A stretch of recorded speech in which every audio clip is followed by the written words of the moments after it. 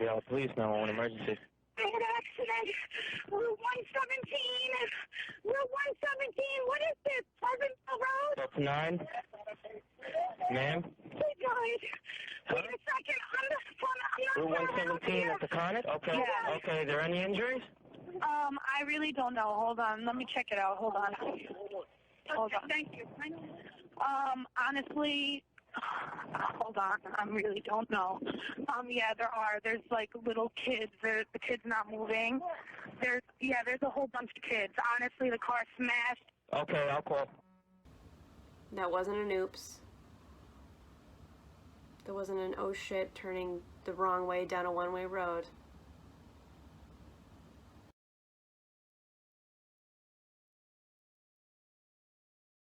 Hello friends, welcome if you're new and welcome back if you're not.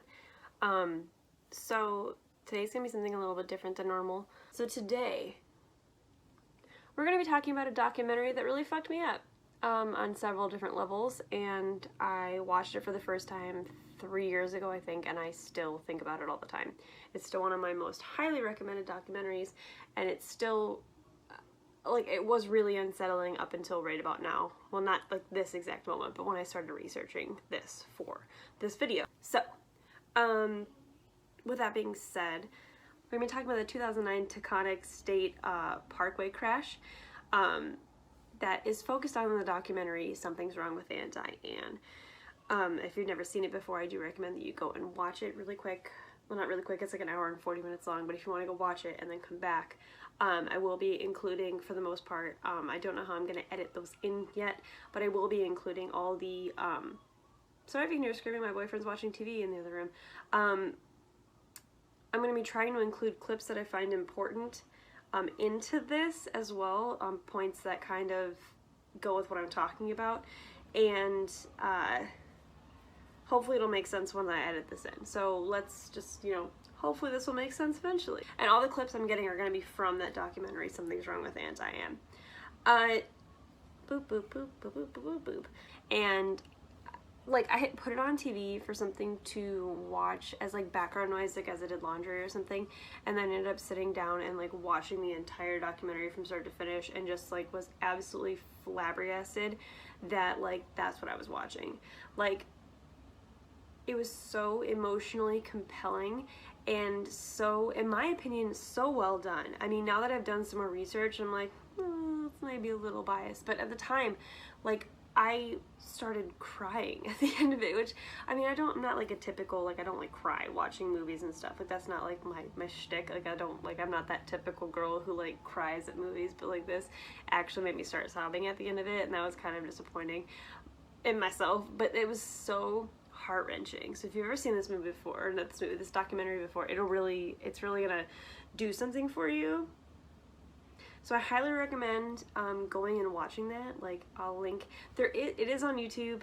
You can also find it on, I think it's free on Amazon Prime, free on HBO Now, or it's like $2.99 to rent on Amazon. But I found a copy of it on YouTube if you want to watch it. But don't tell anybody that I told you that. But it does exist on YouTube too if you'd like to watch it, so you can find it there too. Getting that out of the way. Cool. Okay, so if you don't know, I feel like we kind of need to like go into this. So if you don't know what the 2009 Taconic State Parkway crash is, which I should have already maybe shown you a clip or two before this point.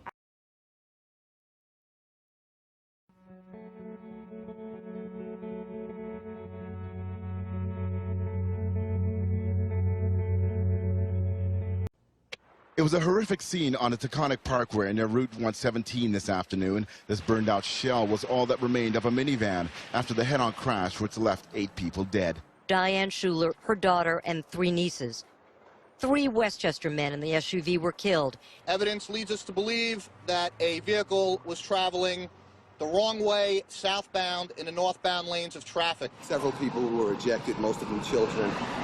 And we prioritized, and we were able to save 1 young child's life. More than 1 family was destroyed tonight after a horrible crash on the Taconic Parkway. I would hope, editing Jana, please show clips of this before.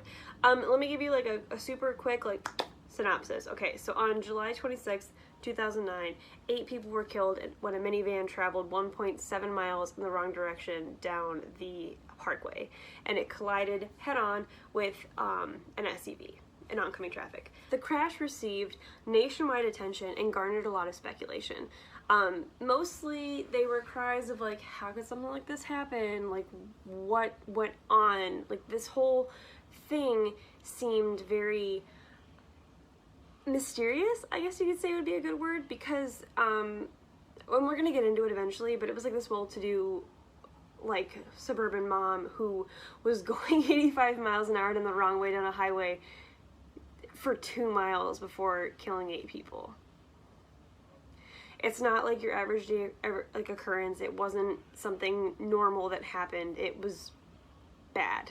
It was bad. It was the middle of the day. It was like 1 in the afternoon. Like, it was just, it didn't make any sense, right? I mean, once we get into it, it kind of starts to make sense, but at the same time, like, when it first happened, nobody understood what was going on. That's what I'm trying to say. So in the documentary, Something's Wrong with Aunt Diane, that, in my opinion, the first time I watched it, did a really good job of giving both people's opinions, both sides of the opinion.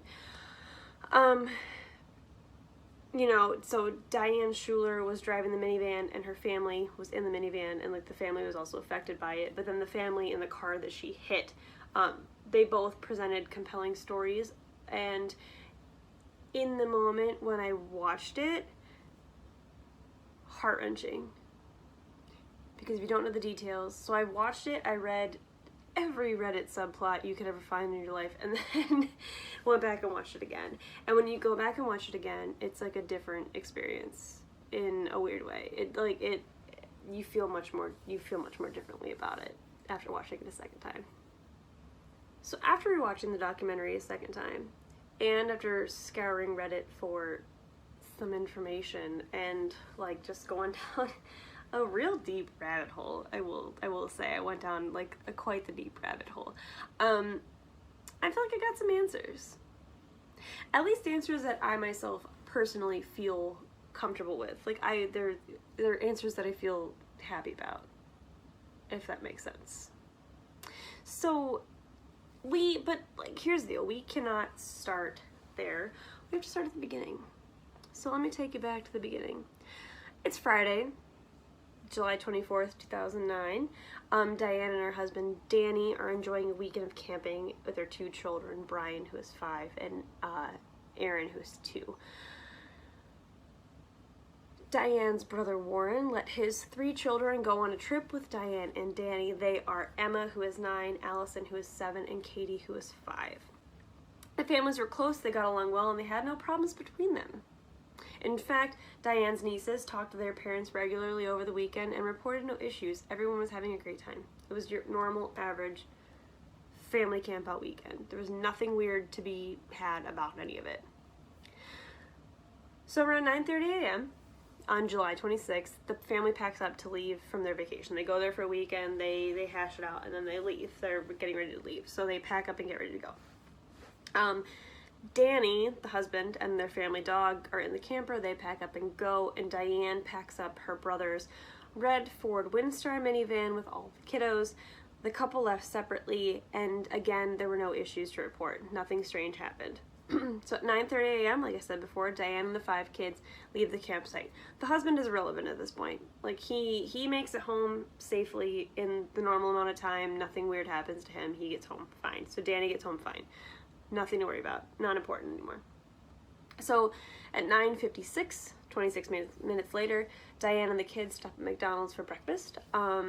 Diane talks to several employees. She orders the kids breakfast and lets them play for a while. It is noted that she orders herself a large orange juice and a large coffee. At 10:36, Diane stops at a gas station. She looks for pain meds, but doesn't see any, so she asks the clerk if they have any, and on camera, she promptly leaves. So it's basically, she walks in, takes a peek at the back area, and then comes up to the front desk, and then leaves. The clip is very short. There's no sound, so you don't know what she's actually saying, but there's a whole clip of it, and I will include all these. Editing Jana, you need to include all these. Just saying. So, At 11:37, Diane calls her sister-in-law, Jackie, that's Warren's wife, Jackie. She lets her know that they're running a little bit later than normal and that they should be on their way shortly, but they're just running a little bit late. They have a short conversation to think about buying tickets to a dance, and Jackie says that everything sounds normal. There's nothing odd going on. Everything seems regular.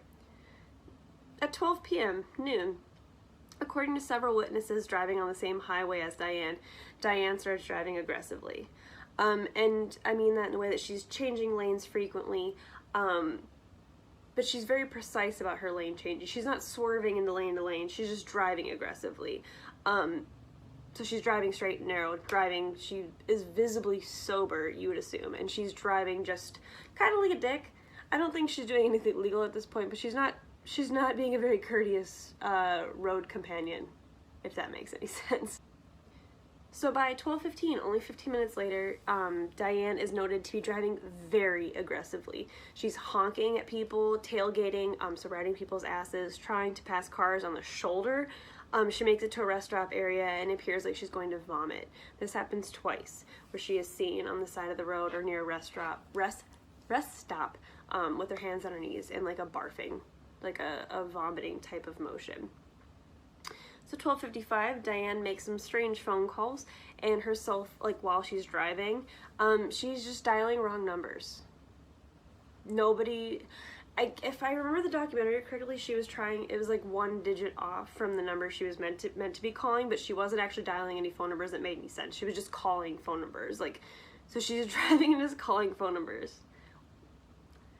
At 1 p.m., Emma, the 8-year-old daughter, the 8-year-old Diane's niece, makes a call to her mom, Jackie. She says there's something wrong with Aunt Diane, where the documentary gets its name from.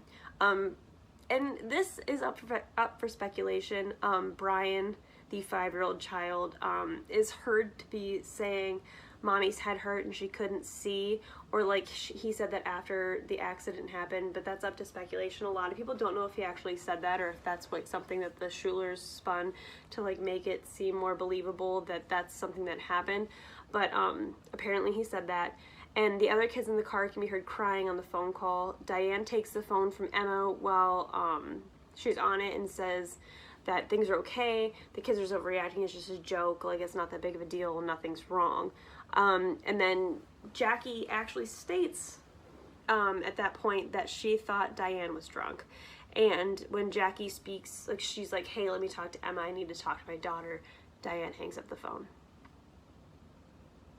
At 1:02 p.m., 2 minutes later, Warren calls Diane and gets a hold of her. Diane was stopped outside of her car. She thinks she's on the phone with her husband, Danny. She's not. She's on the phone with her brother. Her brother tells her to stay there, to stop driving around. He uses directions from the kids to figure out where Diane is actually located. So Warren says, stay there, I'm coming to you. Don't move anymore. I'm going to come get you. That doesn't happen. So 8 minutes later, between that time and 8 minutes later, Diane calls 3 wrong numbers and then leaves her phone on the highway, on the lane divider on the highway. She doesn't take it. She just leaves it there and drives away. So at that point, Warren is trying to call Diane several times, but obviously she's not answering because her phone is not with her. So at 1:30 p.m., Diane begins to drive on the Taconic Parkway going the wrong direction. She does not acknowledge any honking or flashing lights coming from the cars that she's barely avoiding. Witnesses report that she has a serene expression on her face and that she's driving calmly. She was not swerving. She was on the straight and narrow in the fast lane going 80 miles an hour for 1.7 miles. After that, she hits a oncoming SUV head-on and kills all 3 people inside the SUV, as well as everybody but little Brian in the van that she was driving. So yeah, at about 1:35 p.m., she hit the 2004 Chevy Trailblazer, which then ricocheted off and hit a 2002 Chevy Tracker. The people in the Tracker were absolutely fine. They only suffered minor injuries, but Schuler, her daughter, and 2 of her nieces were dead at the scene. The 3rd niece died at the hospital, and all three people in the Trailblazer, which were 81-year-old Michael Bastardi, his 49-year-old son, Guy, and their friend, 74-year-old Don Longo, were dead at the scene. So the family, Diane Schuler's family, suspected something terrible had happened. You know, like maybe she had an aneurysm, a heart attack, you know, some tragic incident had happened where she just went off the road and she just didn't know where she was, or she was having a stroke, like something awful had to have happened to her. But then they get the autopsy results.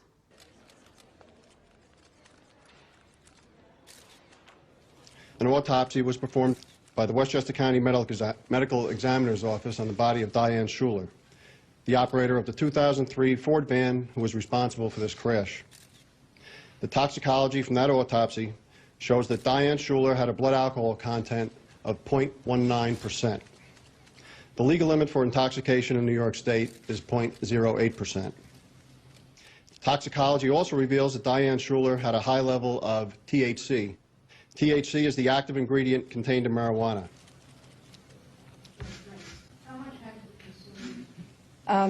The weight is what's very important in calculating the number of drinks, and with that level of alcohol, it's approximately 10 drinks are still in her at this time. So on August 4, 2009, the Westchester Community Medical Examiner announces that Diane had a blood alcohol content of 0.19. And she also had very high levels of THC in her system. And because of those levels, they can assume that she was consuming those things, which would be alcohol and marijuana, while she was driving with those kids in her car.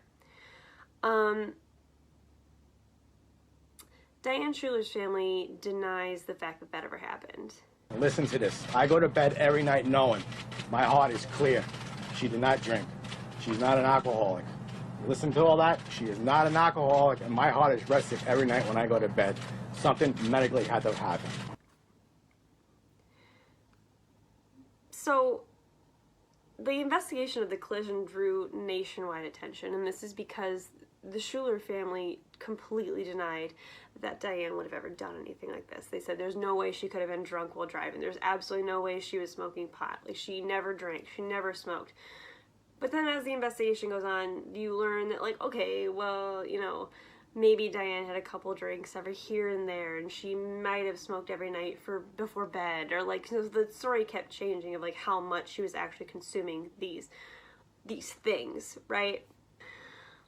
And I get where the family's coming from. I really do. I completely understand that you don't want to think the worst of people, but at the same point in time, science doesn't lie. Science doesn't lie. Autopsies, science, technology, they don't lie. They're not biased. They're not here to make people look bad. Like, they're just here to tell facts. And we can agree from the facts, whether you want to believe it or not, the science says that Diane Schuler had to have been drunk and high during the accident. She had to have been. That's just life. That's just what it is. To debate there. She was. There are several theories that come from this, though. I promise I'm getting to where I'm my point eventually. So there's several people who believe that there's the Ambien theory, that she did have a prescription for Ambien, but there was no Ambien found in her system, none at all in her toxicology report, so that's obviously not the case. A lot of people also believe that she had a dental issue and she like was going crazy because her teeth hurt. I mean, there was no abscesses found during her autopsy report, so once again, autopsies don't lie. Diane's family, and even Warren and Jackie included, said that Diane was not an alcohol abuser. And they said that she would smoke occasionally and drink occasionally, and she didn't have any cirrhosis of the liver, so they believed that she wasn't an alcoholic. But alcoholics are good at hiding what they're doing. I think, well, we'll get there, but I think things might have been worse than they ever thought they were, honestly. So there's a lot of people who also suspect that this was a murder-suicide, a deliberate murder-suicide on Diane's part. I don't know if I'd be that inclined to believe that, because Diane was supposed to be known as like the super mom, the power mom, like the do-it-all, that was a spider, a do-it-all, like, just power mom. And I don't think she'd hurt her kids or her nieces. I just can't believe that, in my own opinion. In my personal opinion, I don't believe that's what happened. Some other things to note. Danny Schuler's weird as fuck in the documentary. Constantly. He's all over the place. He's very chaotic. He's got a lot of weird opinions. He's very adamant that his wife didn't do this. Agree to disagree, I guess. Although there aren't any obvious signs of alcohol abuse, autopsy does talk about some cerebral softening and mild fibrosis of the heart, which are some signs of alcohol abuse. At some point you have to try to explain this. For everyone, for both families. I mean, even if the Schulers don't want to admit certain aspects of the story, honestly, it's needed for everyone. For closure. Just for everybody. Everybody needs to stop playing the game and denying it. It's been, what? I can't do simple math. It's been 11 years.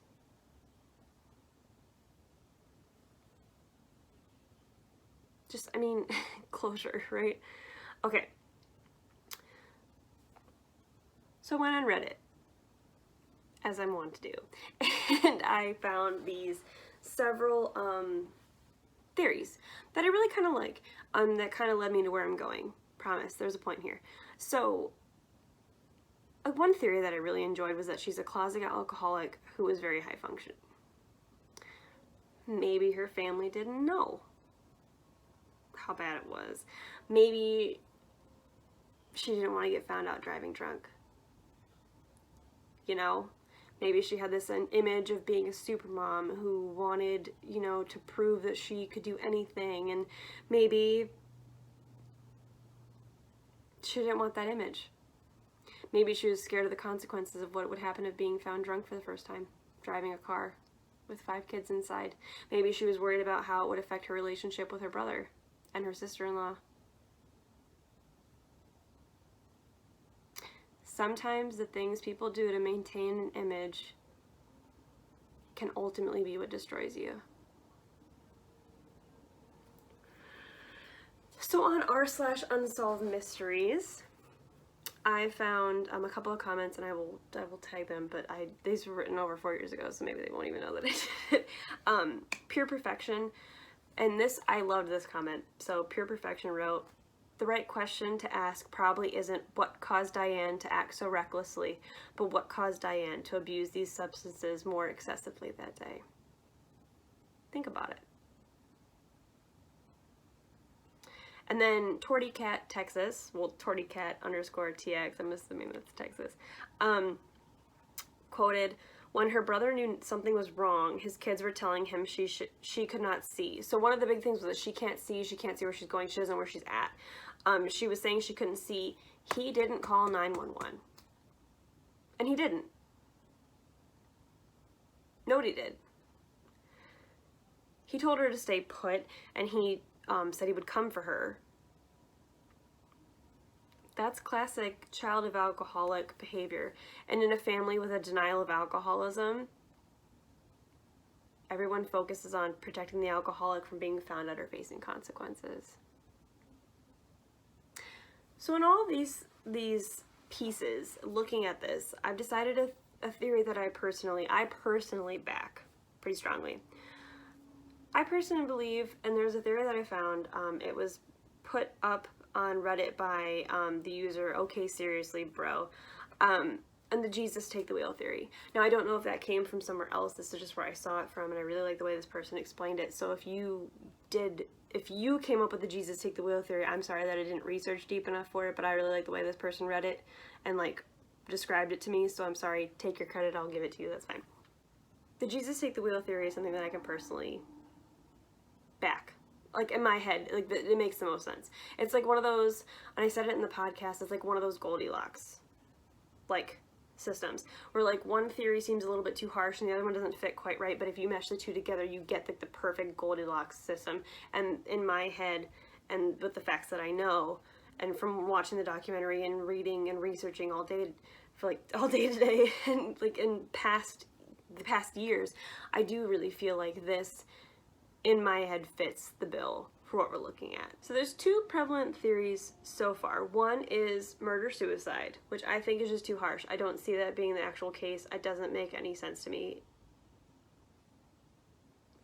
Then number two is that she was a raging alcoholic who got too drunk and caused an accident. Now, what if the answer was in the middle? Which I think it might be. So the Jesus take the wheel theory. For this, though, we do have to make two kind of hardy assumptions, which, I mean, aren't like far beyond the realm of believing. If you've seen the documentary, it kind of makes a little bit of sense, but if not, then like you'll follow me there. So assumption number one is that Diane was mentally unstable. Which, aren't we all? Just like a little bit. If we're all getting down to it, like, aren't we all just a little bit mentally unstable? But whatever. So she was able to mask her instability behind humor and other tactics, but she had to have been on some level selfish enough to end those kids' lives.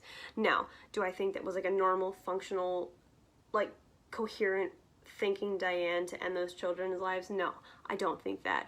But I think drunk, on the edge of something really bad happening, Diane, maybe. I mean, I don't know Diane. I've never met her, obviously. But what I'm saying is that, like, and if you've ever had alcohol before, tell me you haven't been in that situation where there's something sober you would never ever do, but something drunk you might do, right? There's that disconnect. Because if you're in a different mindset, and mind you, like, she might have been in a different place mentally. She might have been, you know, her head hurt, she was hungover, her teeth hurt, she was in a bad mood, she fought with her husband, you don't know, and like that just like she just couldn't do it anymore, right?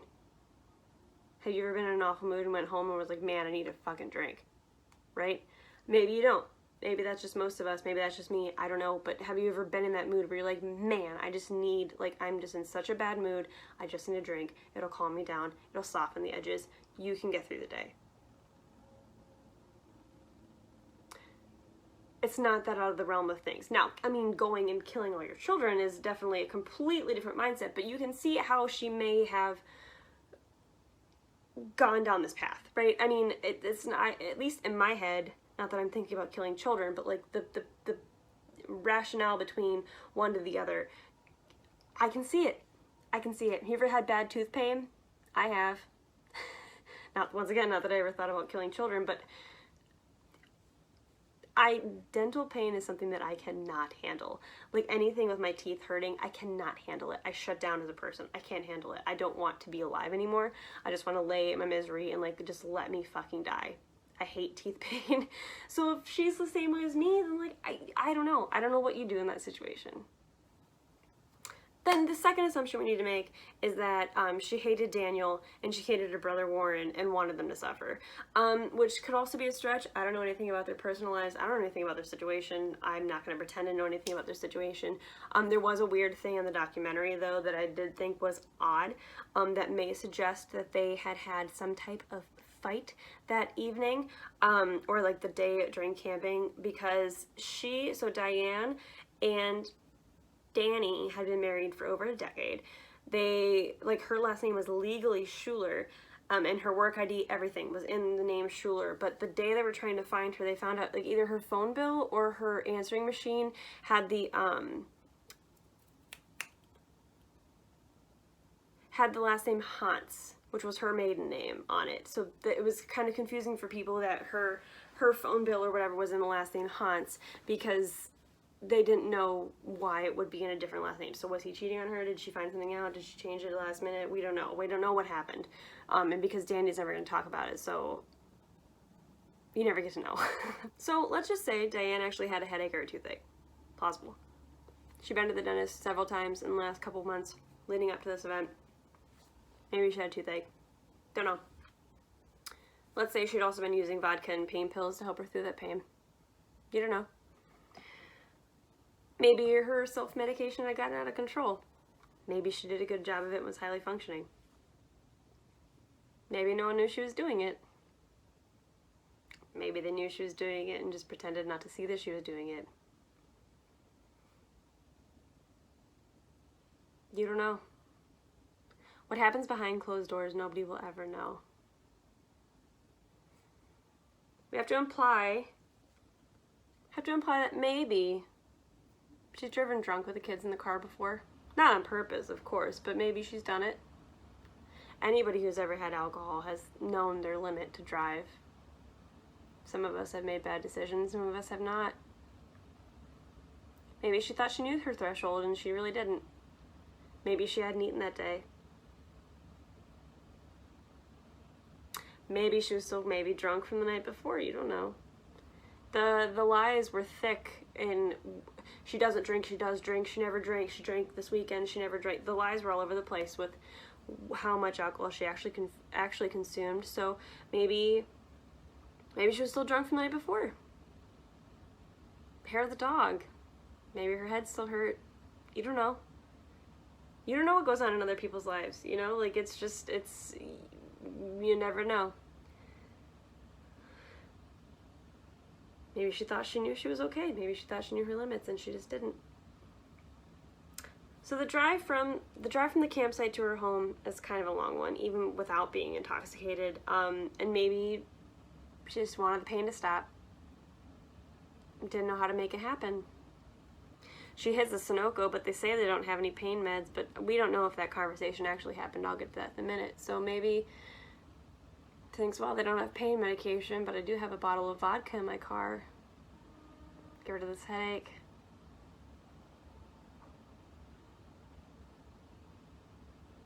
Maybe this is the point where the kids notice that she's intoxicated.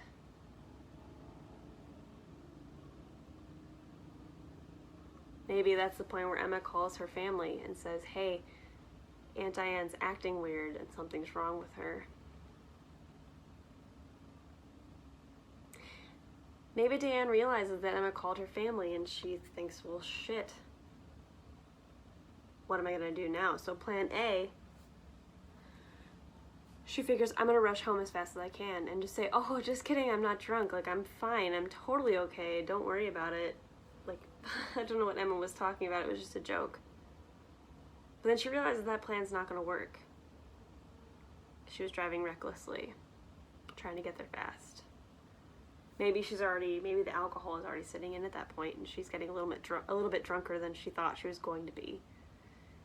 Maybe at that point plan B sinks in where she says, oh, well, maybe if I can just get the kids somewhere else for a little bit, you know, get it all out of me, sober up a little bit, maybe I can grab a coffee and I can go back and be like, oh, you know, I just took them on a day trip somewhere else, you know, they were having such fun, they didn't want the trip to end, so like I took them to the beach or something, you know, like maybe she was thinking about that so she could buy herself some time. But then maybe at that point she realized that, you know, that probably wasn't that believable. She sounded a little incoherent on the phone. People thought maybe, she might be a little bit drunk. And, you know, Emma had already called and said that, you know, Aunt Diane didn't sound right, so what is she going to do?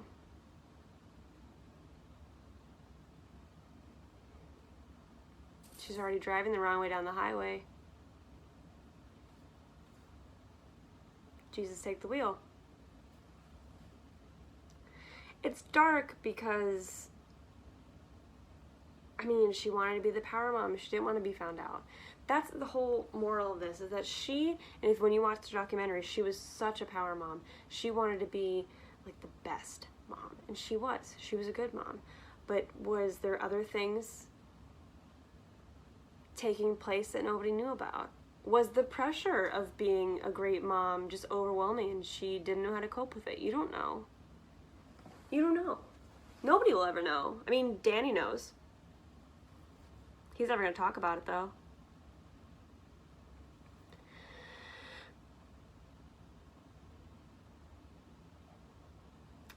Diane drives 1.7 miles, going 85 miles an hour down a freeway in the wrong direction.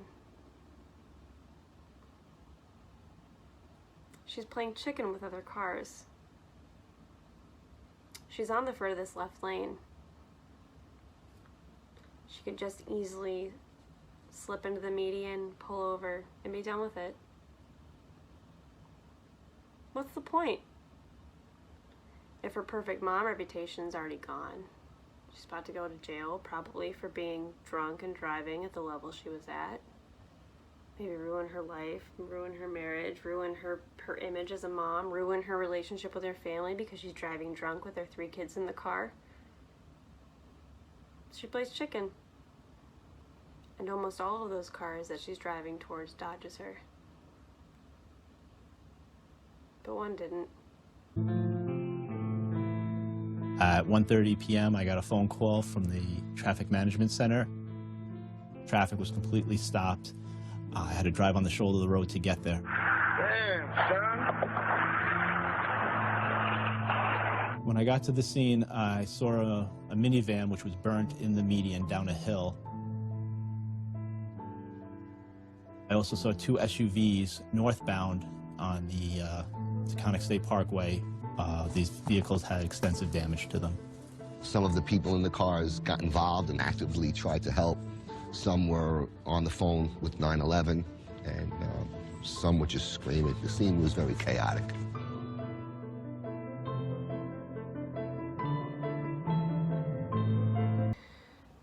This had to be some type of deliberate action on her part.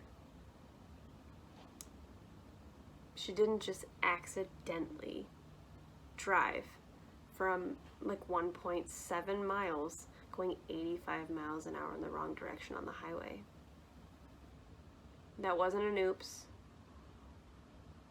That wasn't an oh shit turning the wrong way down a one-way road. You can't tell me those kids didn't know what was going to happen to them for 1.7 miles. Can't tell me they weren't screaming. Telling her to stop. She was going the wrong direction.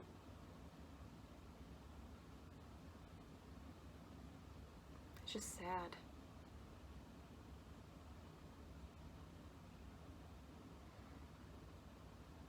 Someone's to blame here, and I mean, it is Diane in some way or another, but I'm sure there's more reasons behind it. Dark. So, though the Schuler family firmly believes that Diane was perfect, and they go through great lengths, even in the documentary, to try and maintain their opinion of her, all it's doing is hurting people. When you don't deny the science and you don't deny the facts behind it, you know that she was drunk behind the wheel of that car. You know whose fault it is. Whether there's some backstory or whatever, she was driving drunk on the highway with 5 kids in the car. Now, the family that she hit just wants them to apologize. Danny. He won't admit that his wife did anything wrong, so how is he ever going to apologize for? He tortures the other family, never giving them the peace that he deserves, but then also torturing his own family by never giving anybody the peace to say that, yeah, she fucked up. Now, I'm not saying Diane was a bad person. She was not a bad person. At least that I don't know her, but she wasn't a bad person from what I can tell. She just made a mistake. Maybe she made a mistake a couple times, but at the end of the day, she made one very awful mistake, and that doesn't make her a bad person. I'm not saying Diane should rot in hell for her mistakes. I'm saying she was sick. And that's different. There's a couple of things I wanted to say, but I'm going to leave them out just because I don't feel like they fit with like what we have going on right now. So I'm going to leave them be, and it's also getting very dark. But I will say that the fact that the Schuler family has not had the body exhumed, which we'll talk about, because they were planning on having the body exhumed to do testing on it. The fact that they haven't done that officially speaks, in my opinion, volumes for where they're at, because I think maybe at this point they realized it would just solidify the case that Diane was in the wrong.